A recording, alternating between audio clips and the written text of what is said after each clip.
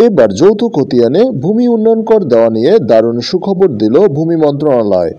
আজ এক বৈঠকের মাধ্যমে এ তথ্য নিশ্চিত করেন মন্ত্রণালয়ের সিনিয়র সচিব এএসএম সালেহ আহমেদ। বরাবরের মতো আমি রয়েছি তৌফিক আপনাদের সাথে।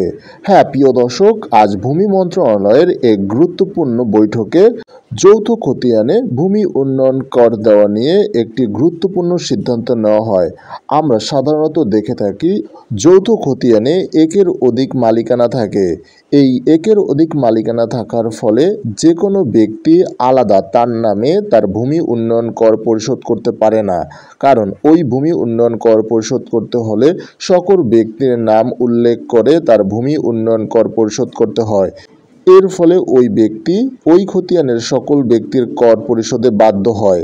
এর ফলে তার ভূমি উন্নয়ন কর পরিশোধ নিয়ে অসন্তুষ্ট সৃষ্টি হয়। এর ফলে ভূমি উন্নয়ন কর পরিশোধের আগ্রহ হারাতে যাচ্ছে যৌথ মালিকানা খতিয়ানের লোকেরা। এজন্য সরকার নতুনভাবে সিদ্ধান্ত গ্রহণ করতে যাচ্ছে যে যৌথ খতিয়ানের একক ব্যক্তি তার অংশ অনুযায়ী নতুনভাবে ভূমি উন্নয়ন কর পরিশোধ করতে পারবে। এর ফলে অন্য ব্যক্তির কর তার আর পরিশোধ করতে হবে না। এই পদক্ষেপটি দ্রুততার সাথে অটোমেশন প্রকল্পের সাথে যুক্ত করা হবে। এর ফলে সকলেই তার ভূমি উন্নয়ন কর পরিশোধে বাধ্য থাকবে।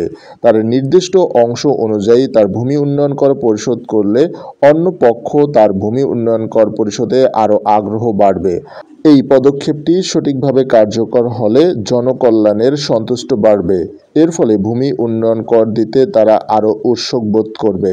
আশা করি ভিডিওটি বুঝতে পারছেন। ভিডিও থেকে কোনো উপকারে আসলে অবশ্যই চ্যানেলটি সাবস্ক্রাইব করে বেল আইকন বাজিয়ে রাখুন। আসসালামু আলাইকুম।